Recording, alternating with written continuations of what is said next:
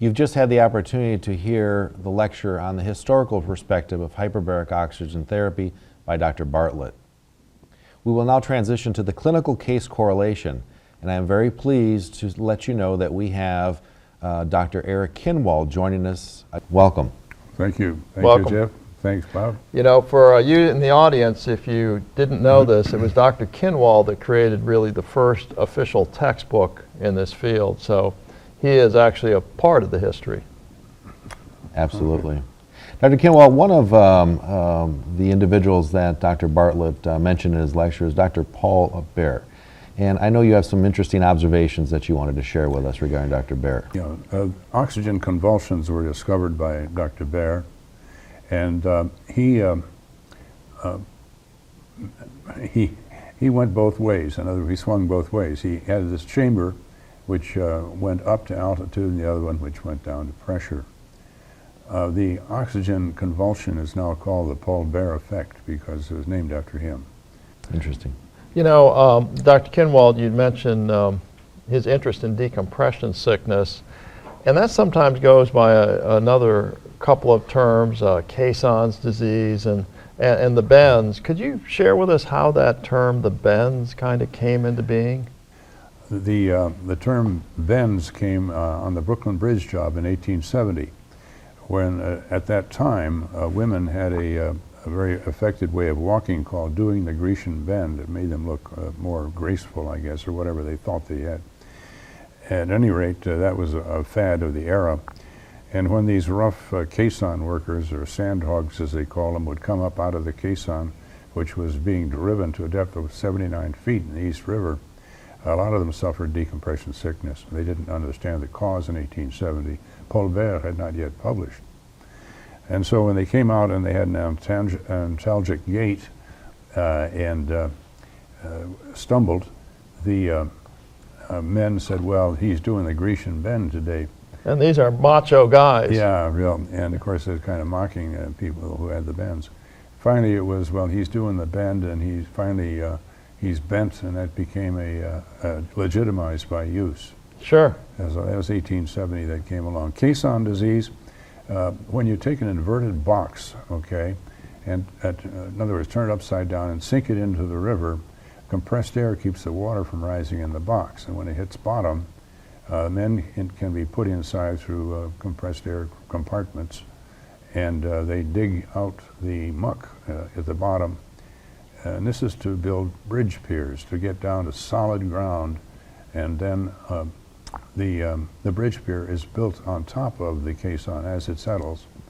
The Brooklyn Bridge, incidentally, used a caisson made of wood, which weighed 3,000 tons, had Wow. an iron shoe all the way around the bottom to cut into the mud. But that about 12-foot thick pile of you might say, or carefully interlocked 1 foot in diameter beams, and the Brooklyn Bridge rests on a foundation of wood, Whoa. which is sunk down now into the well below the mud line, and there are no tornadoes down there, so that's going to be intact probably for the next 200 years. Amazing. Fascinating. Amazing. Well, the conversation on decompression, illness, and sickness is certainly fascinating. And one of the other physician icons in the medical literature is Dr. Haldane. I understand that he certainly had a role in hyperbaric oxygen therapy as well. Well, oxygen therapy, but not hyperbaric oxygen. He was the guy who devised the first practical decompression tables built on real solid empirical test. And he published these in 1908. He was doing this on a commission from the Royal Navy. They were very pleased to get those tables and began using them. And of course, the decompression sickness rate dropped. They were modified later over the years, but his is still the basis. His method of calculation, with some modifications for quantities of this, that, and the other, are still the same today. Instead of 5 tissues, we use 16 in these modern computers. And the possible overpressure in different tissues and so on has been modified over the years, but it's basically the same stuff. Haldane later on did one other thing. He introduced oxygen treatment in hospitals. When the was first- that? What year was that? 1919. 1919. That was amazingly late, but he was treating World War I veterans who'd been gassed and had pulmonary insufficiency because of that. And then on top of that, when they got the Spanish flu or pneumonia, he brought them through by giving them supplemental oxygen. That had never been done before. Barak, later in the 20s, popularized oxygen treatment and devised the oxygen tent and other methods of giving oxygen. Well, and today we have the oxygen bar. That's exactly right. Yeah. The oxygen bar. Yeah, so, Yeah, which is pure hokum, but that's interesting. you know, you had mentioned the Spanish flu epidemic, and I think there was another sort of significant individual, I think a Dr. Cunningham, that had a great deal of interest in oxygen, and it was sparked, did I understand, partially by the Spanish flu. Yeah, well, originally Cunningham, the way it started was he was up on a mountaintop somewhere as a tourist, I guess, and looking down to the valley below and began to think, you know, people with cardiac problems and pulmonary problems don't do well at altitude. But if you take them back to sea level, their condition improves. And then he thought a little bit further, a little bit outside the box. Wait, what if you went below sea level and increased the pressure still more? Would that be more beneficial? So he went back to Kansas City and he built a dog chamber in which he began to do various experiments. And around this time, one of his residents got the Spanish flu. And one of his residents became moribund with this viral disease. And so in desperation, he stuffed the resident into the animal chamber and pressurized him to a couple atmospheres. And the patient quickly began to pink up. And he brought him again through the crisis.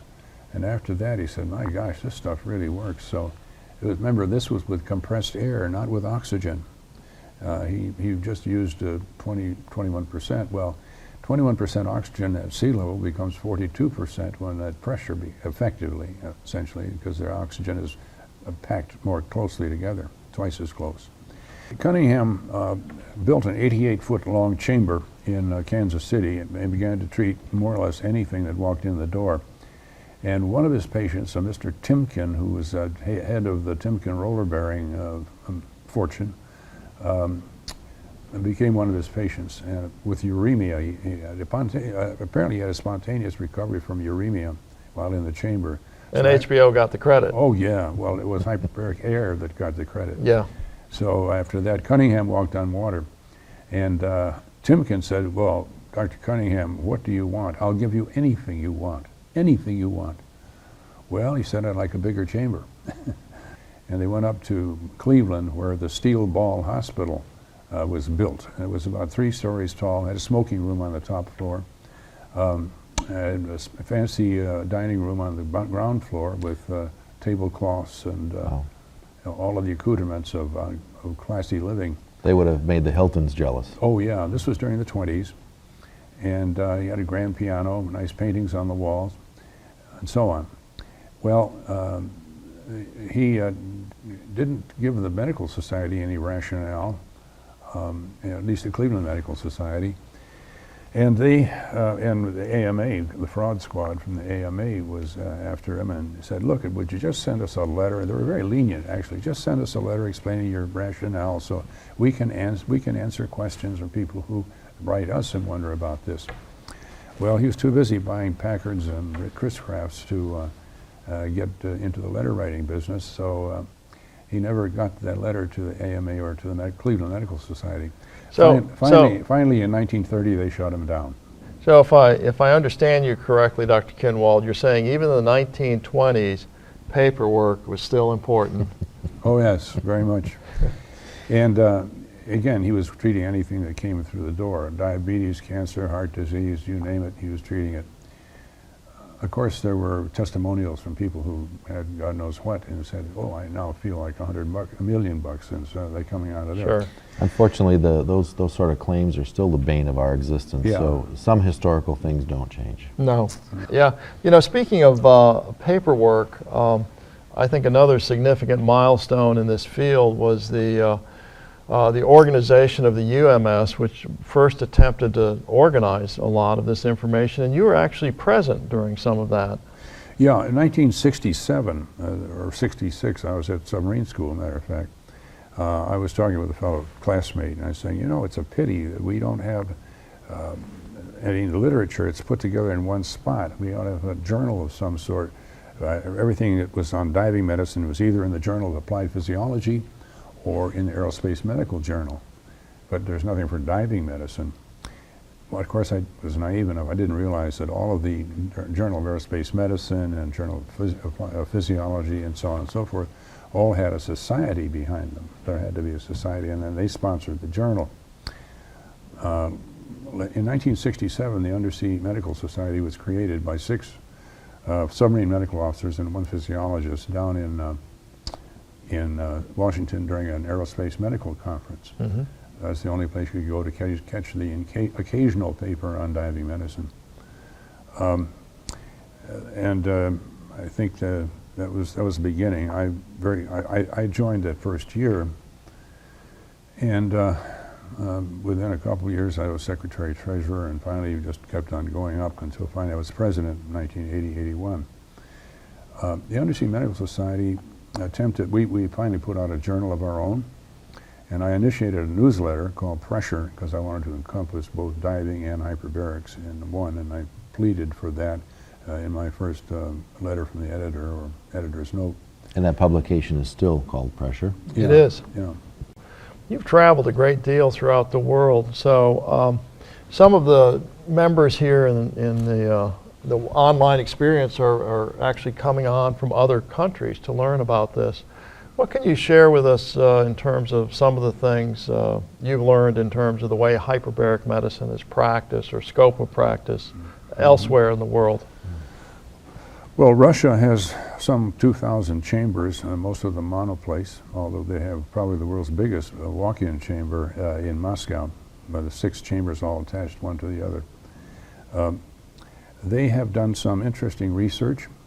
Some of it is absolutely world-class, and curiously, other research they do seems to be from the late 1900s, or the late 1800s, you might say, 18, so on. I'm not sure what kind of an active society they have there, but again, they have been active in hyperbaric medicine, and some of the research has been good. Matter of fact, we draw on that research for some of the things that have validated that we use. Other countries, there's a society in France, another one in Germany, one in England, which is a society of hyperbaric units, not individuals. That's an interesting turn of events. Of course, there's another one in Spain. Italy has one, and so on. And so does Australia. And Australia publishes a journal called the South Sea Undersea Undersea Medicine Journal. They call it a society journal. It's SPUMS as the nickname for the organization. And that is a very high quality journal. Initially it was sort of a place that the annual meeting would be kind of an all-night party. And they weren't terribly serious, but over the years they've gotten very serious indeed. And some very excellent research has come out of Australia. They have 2 or 3 individuals down there who are absolutely stellar and they're very careful in the way they practice evidence-based medicine. Japan has a chamber. They've got an awful lot of chambers in Japan. I've heard the number 800 or something of that sort. Most monoplace, although some big ones, for example, in Nagoya, they've got a huge walk-in chamber. And up in Sapporo, they've got another large chamber for doing surgery. On mainland China, there are, I don't know, 2,000 or 3,000 chambers in use, and over a quarter of them are walk-in chambers. So you know, I reviewed a paper not too long ago on traumatic brain injury, published through the Chinese experience, and it really summarized well over 1,000 head injury cases. And in that particular study, it seemed to suggest some benefit. So, hopefully the international community will help to maintain the growth. Well, you've been talking, or we've been talking now for the past few minutes about the indications and things that have been used, or hyperbaric has been used to treat. I think you mentioned Dr. Cunningham treating uremia. And we've talked about some of the literature and the publication. One of the things that's always fascinated me is the list, if you will, the approved list, the approved indication list. Where did that come sort of from? the Ten Commandments of in the U.S. Can you shed? I know that you were involved in that time when these were being developed. Can you shed some light as to how that came about? There was a great deal of quackery in the 70s, and we were powerless to stop it, but they were using our gear. They were using hyperbaric chambers. And no one was taking any kind of responsibility or oversight or control or anything of that sort. And we went to the FDA, we found they couldn't touch it because oxygen is oxygen, not a real drug or something that they could control. So the quacks were having free reign. We thought, well, if we can, the only thing we can do is show the right way, what's not quackery.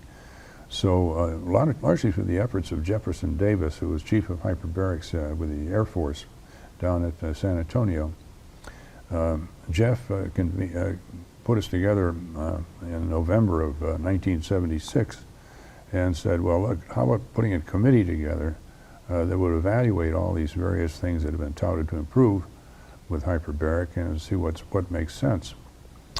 So I was made chairman of that committee, the Undersea Hyperbaric the Hyperbaric Oxygen Committee.